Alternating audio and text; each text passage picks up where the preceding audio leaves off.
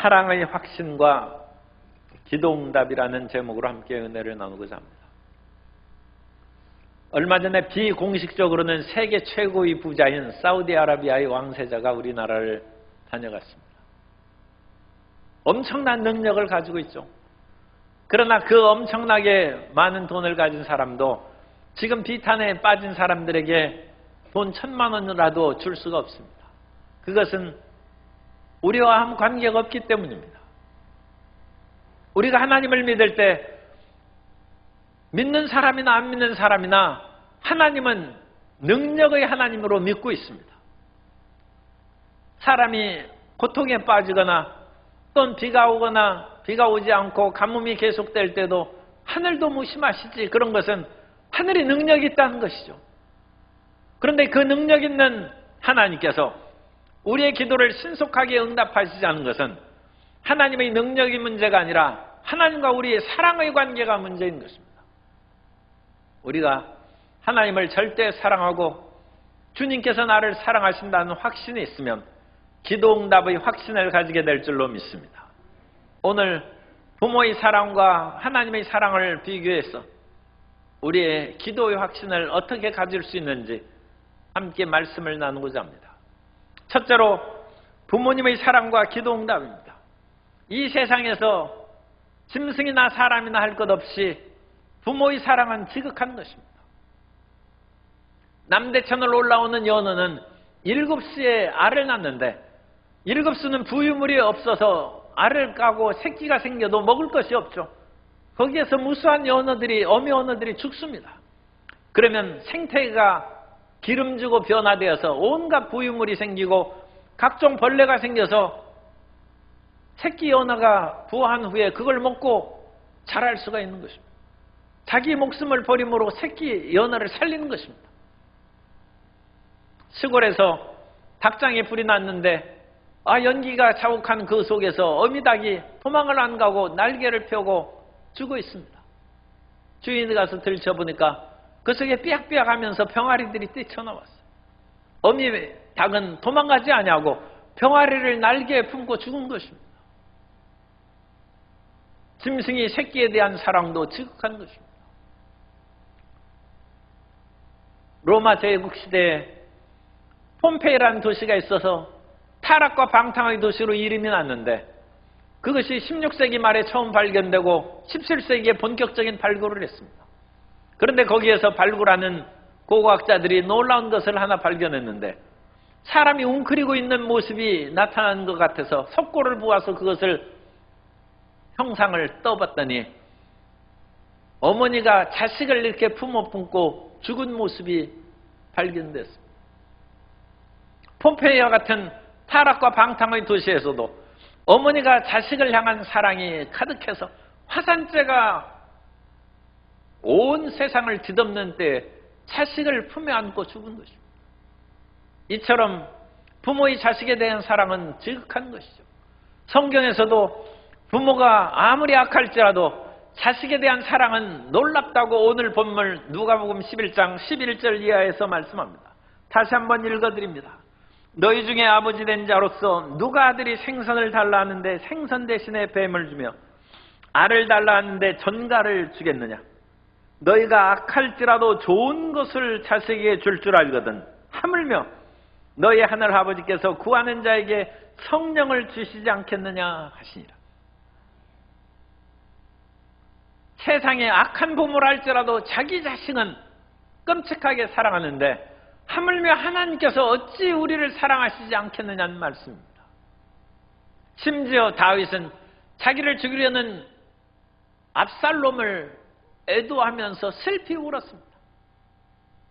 어찌나 압살롬이 철저히 쿠데타를 준비했던지 다윗이 잠결의 경황 중에 머리를 풀어헤치고 머리도 묶을 시간이 없어요. 울면서 맨발로 감람산을 넘어가 도망갔습니다. 그런 다윗도 자기 아들 쿠데타를 일으킨 압살롬이 죽었다는 소식을 듣고 사무엘하 18장 33절에 왕의 마음이 심히 아파 문 의중으로 올라가서 우니라. 그가 올라갈 때 말하기를 내 아들 압살롬아, 내 아들 내 아들 압살롬아, 차라리 내가 너를 대신하여 죽었다면 압살롬 내 아들아 내 아들아 하였더라. 자기를 죽이려는 자식에 대해서도 부모님의 사랑이 정말 지극한 것입니다. 하물며 갓난아기를 둔 어머니의 사랑은 더 말할 것도 없어요. 갓난아기가 울부짖으면 신속히 그 어머니가 응답하는 것입니다. 예전에 시골에서 부엌과 안방 사이는 오늘날 아파트와 같이 열려 있는 것이 아니라 신발을 신고 밖에 나가야죠. 한참 떨어져 있습니다. 그런데도 불구하고 갓난아기를 둔 어머니는 그 아기가 방 안에서 우는 소리를 들으면 부엌에서 아무리 바쁘고 지금 또 밥을 끓이면서 시끄러운 소리가 나도 아기 울음소리를 듣는 거죠. 그래서 방으로 손살같이 뛰어가서 아기에 필요한 것을 채워주고 그 아기를 돌봐주는 것입니다. 부모님에 대한 사랑이 신속한 기도 응답을 주는 것입니다. 그 아기는 자기 기도를 들어달라는 간절한 어떤 그 마음의 생각이나 그런 것도 없어요. 그냥 우는 것입니다. 그런데도 그 어머니의 사랑이 지극함으로 그 기도가 신속하게 응답이 되는 것입니다.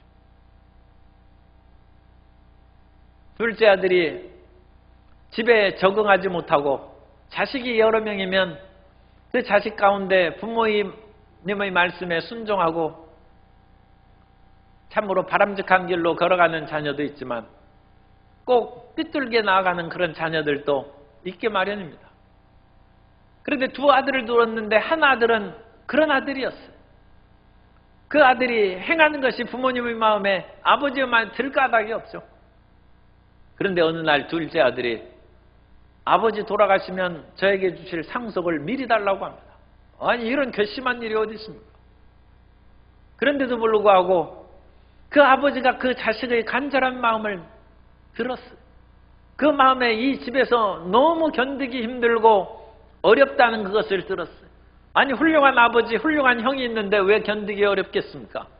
그런데 아버지와 형이 너무 훌륭하니까 자기 자신이 버틸 수 있는 재간이 없어요. 숨이 막혀. 그래서 나가겠다는 것이죠. 그런데 아버지는 재물을 잃더라도 내가 아들을 살리고 아들의 마음을 얻어야 되겠다 싶어서 그냥 상속재산을 미리 줬어요. 아니나 다를까 둘째 아들은 그 모든 것을 그냥 10억짜리 아파트를 헐값에 그냥 5억에 팔고 손살같이 도망갔어요. 아버지가 어찌 그런 것을 짐작을 못했겠습니까? 그런데 아들이 간절한 마음을 듣는 것입니다. 사람이 물질을 잃어도 사람의 마음을 잃어서는 안 됩니다. 그 아버지가 둘째 아들이 마음을 얻은 것이죠. 그래서 둘째 아들은 나중에 허랑방탕해가지고 먹고 살 길이 막막해도 그 아들이 생각한 건 아버지밖에 없어요. 내가 아버지 집에 돌아가야 되겠다. 만일 아버지와의 사랑의 관계가 없었더라면 그 아들이 돌아오겠습니까? 죽어도 안 들어오죠. 어떤 사람이 천국에서 인생이 기도하는 소리를 하나님께서 듣게 해주셔서 그것을 들었는데 사람이 간절한 마음으로 드리는 기도는 하늘 보좌에 천둥처럼 울리더라는 거죠. 그런데 이 땅에서 아무리 큰 소리로 부르짖는 소리도 하늘과 땅 사이가 얼마나 멉니까? 마음 없이 드리는 울부짖는 소리는 안 들리더라는 거예요. 들려도 겨우 모기 소리만큼 들리는데 이게 응답이 안 되죠. 사람이 마음으로 드리고 간절한 하나님의 사랑을 믿고 기도를 드리면 그 기도가 천둥소리처럼 하나님 아버지의 귀에 들려서 신속하게 응답될 줄로 믿습니다. 그 아버지가 훌륭한 것은 둘째 아들이 그 재산을 가지고 올바르게 쓸 거라고는 별로 기대하지 않습니다. 그러나 그 아들의 마음이 너무 간절하기 때문에 그 마음을 듣는 것입니다. 그것이 부모의 자녀에 대한 사랑이고 부모의 사랑의 부모가 자녀의 기도를 응답하는 것입니다. 그런데 두 번째로 하나님께서도 우리를 사랑하시고 우리를 기도를 그와 같이 응답하신다는 것입니다. 그래서 하나님의 사랑과 기도 응답에 대해서 말씀을 살펴봅니다. 부모님의 사랑은 보이지 않는 하나님에 대한 그림자입니다. 하나님이 우리를 사랑하시는데 우리가 그 사랑을 충분히 마음에 깨달을 수가 없어요. 느낄 수가 없어요. 하나님은 영이시니 우리가 손으로 잡을 수 있고 하나님의 품에 안길 수도 없고 주님을 볼 수도 없어요. 그렇기 때문에 이 땅에 계신 부모님을 통하여 그 사랑을 알게 하는 것입니다. 특별히 그 부모님이 갓난아기를 두고 어릴 때에는 그야말로 거의 100%의 헌신과 정성으로 자녀의 문제를 해결해주고 기도를 응답해주고 그 자녀를 돌보아 주는 것입니다. 그것을 통하여 하나님의 사랑을 깨달으라는 것입니다. 왜냐하면 인간의 부모는 한계가 있어요. 그래서 가끔 어떤 부모는 자식을 키우지 않습니다. 자식을 돌보지 않고 버리는 경우가 있습니다. 그러나 하나님은 그렇지 않습니다. 하나님은 끝까지 우리를 버리시지 아니하고 돌보신다고 시편 27편 9절 이하에서 말씀합니다. 주의 얼굴을 내게 숨기지 마시고 주의 종을 노하여 버리지 마소서. 주는 나의 도움이 되셨나이다. 나의 구원의 하나님이여 나를 버리지 마시고 떠나지 마소서. 내 부모는 나를 버렸으나 야훼는 나를 영접하시리이다. 그러므로 예수님께서는 마태복음에서 오늘 우리가 읽은 누가복음 11장의 말씀을 다시 반복합니다. 마태복음 7장 11절에 너희가 악한 자라도 좋은 것으로 자식에게 줄 줄 알거든 하물며 하늘에 계신 너희 아버지께서 구하는 자에게 좋은 것으로 주시지 않겠느냐. 하나님께서는 부모는 한계가 있고 자식을 버릴 그런 경우가 있을지라도 결코 예수 그리스도 안에서 택하시고 그리스도의 핏값으로 사신 하나님 백성을 버리시지 않습니다. 따라 사세요. 하나님은 나를 버리시지 않습니다. 하나님은 영원히 나를 사랑하십니다. 하나님께서는 우리를 잊지 않으신다고 이사야 49장 14절 이하에서 말씀합니다. 오직 시온이 이르기를 야훼께서 나를 버리시며 주께서 나를 잊으셨다 하였거니와 여인이 어찌 그 젖 먹는 자식을 잊겠으며 자기 태에서 난 아들을 긍휼히 여기지 않겠느냐. 그들은 혹시 잊을지라도 나는 너를 잊지 아니할 것이라. 내가 너를 내 손바닥에 새겼고 너의 성벽이 항상 내 앞에 있나니. 하나님은 잊지 않으십니다. 그런데도 불구하고 우리 인생들이 의심과 연약함을 아시기 때문에 하나님께서 손바닥에 새겼다. 초등학교 때는 우리가 마룻바닥을 기름을 칠해가지고 걸레 가져오라고 하면 이 걸레를 손바닥에 써가서 집에 가서 만들어 와야 돼. 그렇지 않으면 옛날에는 선생님이 손바닥을 때렸어요. 손바닥 두고 뭐 하느냐. 거기다 걸레라고 써서 그 다음날 가져와야지. 그런데 하나님께서 그렇게 손바닥에 새겨서 잊지 않는다는 거죠. 너희 성벽이 내 앞에 있다는 것은 지금 이 당시 그런 상황은 이스라엘이 나라가 망한 상태이기 때문에 성벽이 무너졌어요. 어찌 성벽만 무너지겠습니까? 자기 기업이 무너지고 산업이 무너지고 농토가 황폐가 되고 짐승들이 다 사라져버린 황폐한 성읍이 하나님 앞에 항상 있다는 것입니다. 하나님은 우리의 어려운 상황을 익히 아시고 기억하고 계시다는 것입니다. 하나님이 아시면 하나님께서 회복해 주실 거 아닙니까? 그 하나님의 사랑을 잊지 않으시기 바랍니다. 하나님께서는 구약의 시대에 모세를 통하여 여러 선지자들을 통하여 제사장들을 통하여 하나님의 사랑의 뜻을 나타내 주셨습니다만 이스라엘 백성들이 그 사랑을 제대로 마음에 깨닫지 못하고 온전히 하나님을 섬기지 못해서 나라가 망했어요. 결국은 하나님께서 독생자 예수 그리스도를 이 땅에 보내주셔서 그 하나님의 사랑을 우리가 깨닫게 주셨습니다. 로마서 5장 6절 이하에 보면 우리가 아직 연약할 때 기약대로 그리스도께서 경건하지 않은 자를 위하여 죽으셨도다. 의인을 위하여 죽는 자가 쉽지 않고 선인을 위하여 용감히 죽는 자가 혹 있거니와 우리가 아직 죄인 되었을 때 그리스도께서 우리를 위하여 죽으심으로 하나님께서 우리에 대한 자기의 사랑을 확증하셨느니라. 하나님의 사랑을 확실히 믿으시기 바랍니다. 하나님께서 나를 사랑하신다는 확증이 그 아들 예수 그리스도께서 십자가에 못 박혀 피를 흘리셔서 그 보혈을 값으로 우리를 살리시는 것입니다. 예수 그리스도를 주로 고백하십니까? 그러면 하나님의 사랑을 확신하실 수 있습니다. 이 세상에 어떤 사람이 자기 아들을 죽인 대가로 우리를 맞아들이겠습니까? 지극히 거룩한 의인을 죽이고 누가 죄인을 살리겠습니까? 건강한 아들을 죽이고 누가 연약한 아들을 살리겠습니까? 그러나 하나님께서 죄인이요 연약하고 아무 쓸모가 없는 우리 인생을 살리시기 위해서 독생자 예수 그리스도를 보내신 것입니다. 그것은 하나님의 사랑입니다. 하나님께서 그 사랑으로 우리를 사랑하신 것입니다. 그러므로 로마서 8장 32절에서 말씀합니다. 자기 아들을 아끼지 아니하시고 우리 모든 사람을 위해 내주신 이가 어찌 그 아들과 함께 모든 것을 우리에게 주시지 아니하겠느냐. 그 아들을 아끼지 않고 우리에게 주셨은즉 물질이 문제겠습니까? 지유가 문제겠습니까? 권력과 명예가 문제겠습니까? 그런 것은 자기 아들의 죽음에 비하면 하찮은 것이죠. 예수님을 우리에게 보내주셨은즉 우리의 필요한 모든 의식주를 채워주시고 우리 몸을 치료하시고 우리를 미워하는 원수 귀신의 세력을 쫓아내 주실 줄 믿습니다.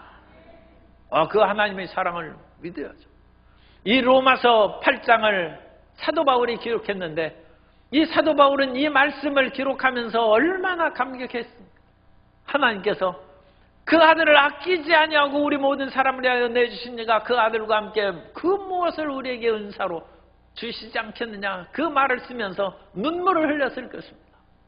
그리고 그 하나님의 절대 사랑을 깨달은 사도 바울에게 하나님께서는 놀라운 기적을 베풀어 주십니다. 에베소에 가면 두란노 서원이 있는데 오늘날 두란노 서원의 자리는 없습니다.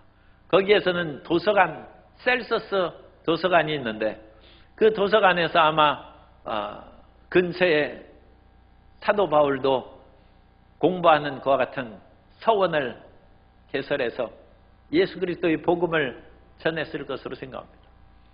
그런데 그 에베소의 두란노 서원에서 사도 바울이 복음 말씀을 전가할 때 하나님께서 아끼지 않고 사도 바울에게 은혜를 주셨어요. 그래서 하나님께서 놀라운 일을 행하셨으니 이전 한글 개역에서는 희한한 일을 행했다고 그와 같이 번역을 했죠. 그런데 오늘날 개정 개역에는 그 희한한 일을 그냥 놀라운 일로 번역했는데 희한하다는 것이 더 마음에 강렬하게 다가오는 것 같아요. 하나님께서 어떤 희한한 일을 행했는가?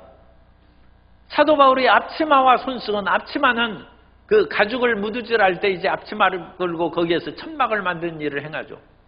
그리고 손수건은 땀을 닦아요.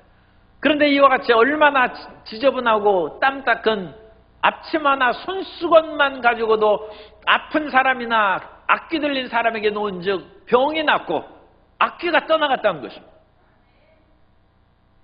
그건 하나님께서 그 아들을 예수 그리스도를 우리에게 주셨은즉 무엇이든지 아끼지 않고 우리에게 주신다는 사도 바울의 믿음을 통하여 그 앞치마와 손수건만 갖다 놔도 기적이 일어난 줄로 믿습니다. 그 하나님의 사랑이 우리의 기도 응답의 근거입니다. 따라서서 나의 기도 응답의 근거는 하나님 사랑입니다. 내 기도가 그렇게 기도를 잘하고 큰 소리로 부르짖고 모든 공로가 있어서 드린 것이 아니라 하나님의 사랑으로 우리의 부르짖음을 들으시는 것입니다. 그리고 그 하나님의 사랑은 예수 그리스도로 말미암아 우리가 확증되었으니 그 하나님의 사랑 안에서 기도의 담대함을 받게 되시기를 주님 이름으로 축복합니다. 그럼에도 불구하고 우리가 기도 응답에 대해서 더 확신을 갖지 못하고 응답이 신속히 다가오지 않는 일이 있는데 그 문제를 해결하려면 세 번째로 하나님의 능력과 사랑 안에서 기도를 확신해야 됩니다. 예수님께서는 이 땅에 계실 때 기도하는 모든 것이 하나님 아버지 앞에 상달되고 다 이루어진 줄로 믿습니다.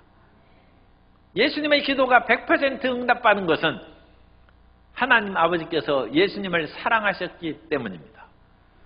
마태복음 3장 16절 이하에 보면 예수께서 침례를 받으시고 곧 물에서 올라오실새 하늘이 열리고 하나님의 성령이 비둘기같이 내려 자기 위에 임하심을 보시더니 하늘로부터 소리가 있어 말씀하시되 이는 내 사랑하는 아들이요 내 기뻐하는 자라 하시니라.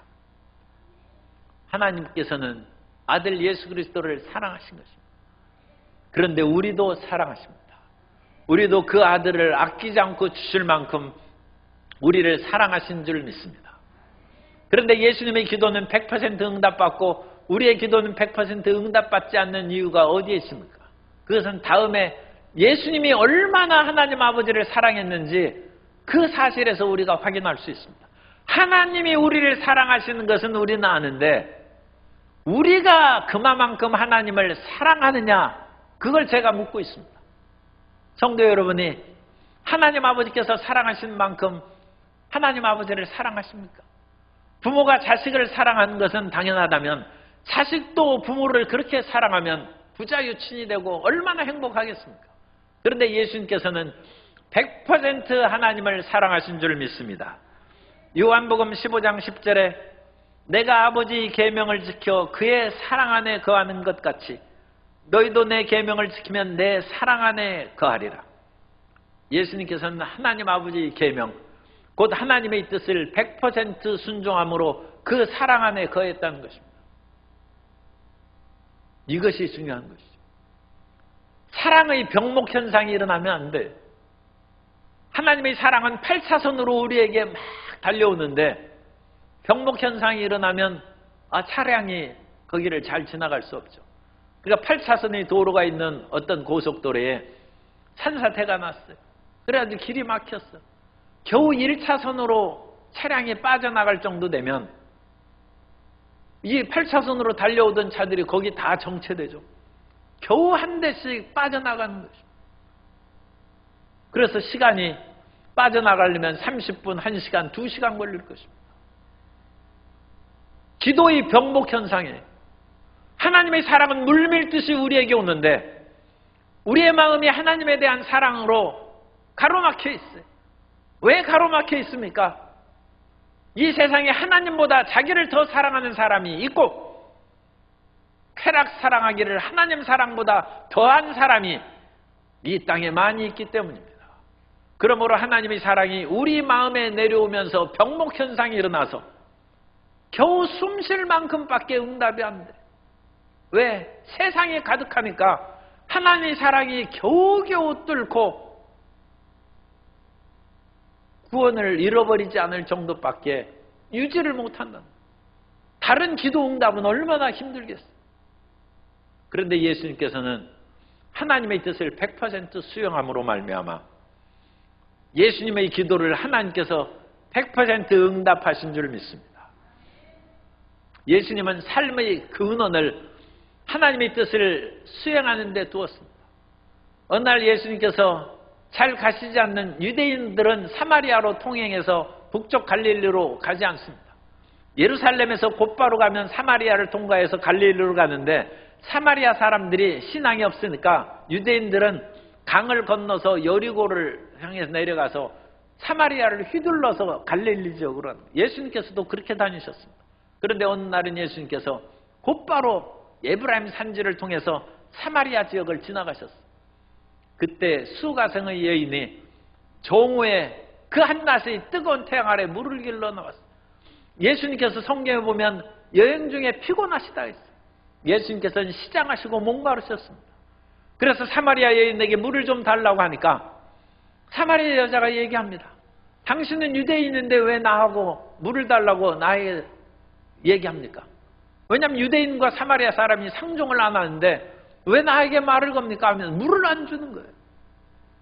참 상처받은 여인이죠. 그런데 예수님께서는 그 여인을 심판하지 아니하시고 분노하지 아니하시고 그 여인과 차분히 대화를 나누시면서 예수님께서 메시아이심을 그 여인이 깨닫게 해주셨습니다.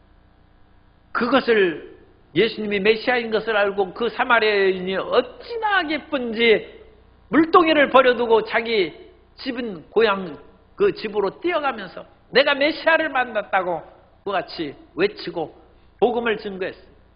그런데 그 사이에 예수님의 제자들이 와서, 좀 송구스러운 표현입니다만 예수님을 보니까 얼굴이 생생하거든.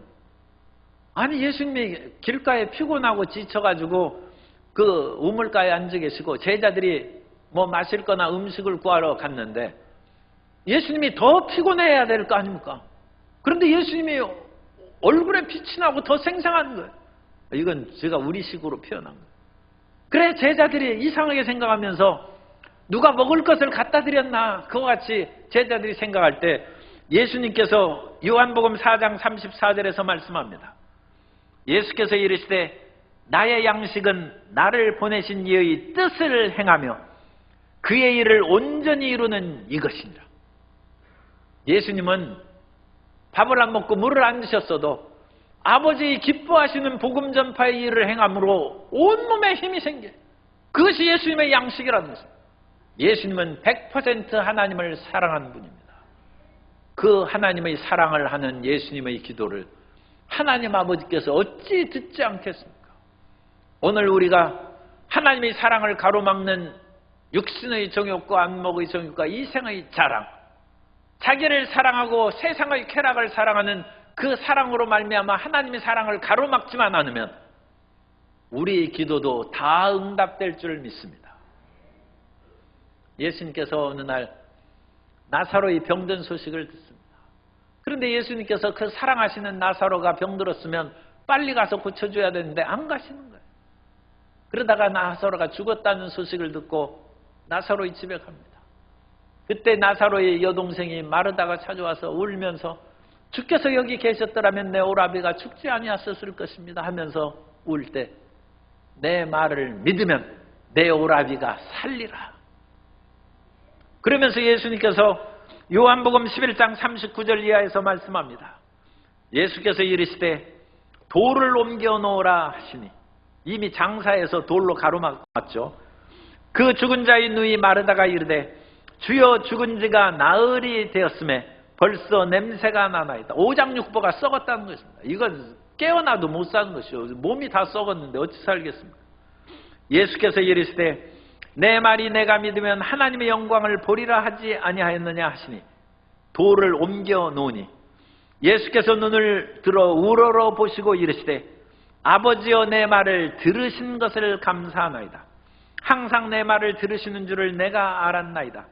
그러나 이 말씀하옵는 것은 둘러선 무리를 위함이니 곧 아버지께서 나를 보내신 것을 그들로 믿게 하려 함이니이다.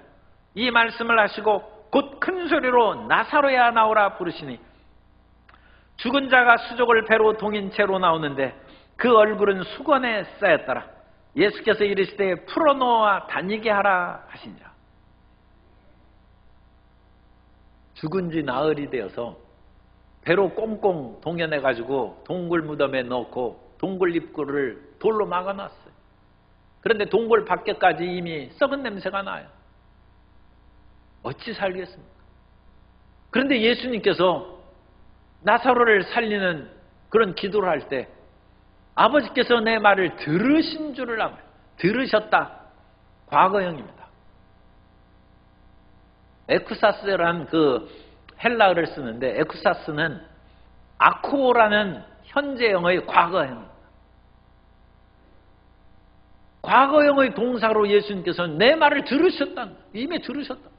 하나님 사랑에 대한 절대 확신을. 그리고 항상 들으시는 줄을 내가 알았나이다. 예수님께서는 항상 들으시는 것을 이미 마음의 뼛속 깊이 알고 계세요. 그러면서 예수님께서는 단도직입적으로 나사로야 나오라고 하는, 아니 죽어서 냄새나는 사람이 어찌 나오겠습니까? 그런데 예수님께서 죽은 자를 살리시고 없는 것을 있는 것 같이 부르시는 하나님을 믿음에 하나님께서 능히 나사로를 살려주실 능력이 있음을 믿고 더 나아가서 예수님의 기도를 들으실 것을 확신하고 나사로야 나오라니 그 즉시에 하나님의 능력이 임하여서 나사로가 배로 동인 채로 그냥 나옵니다. 배로 동인 것을 풀릴 시간도 없어요. 즉시 나오네, 즉시. 주님께서는 우리가 이러한 사랑의 확신 가운데 하나님 앞에 기도할 것을 원하십니다. 우리의 사랑의 확신이 기도응답의 확신이 되는 줄 믿으시기 바랍니다. 마가복음 11장 24절에 그러므로 내가 너희에게 말하노니 무엇이든지 기도하고 구하는 것은 받은 줄로 믿으라. 그래야면 너희에게 그대로 되리라. 오늘날 사람들은 막연하게 기도합니다. 하나님의 때가 되면 잘 되겠지. 하나님은 고쳐주실 것을 믿습니다. 그렇게 미래형의 기도를 합니다. 그러나 우리는 예수님의 사랑을 확신한다면 예수님께서 온통에 갈기갈기 찢어지는 채찍에 맞으심으로 나음을 입었다는 말씀을 믿고 주께서 채찍에 맞으셨으므로 나는 치료 받았습니다. 과거로 말았네.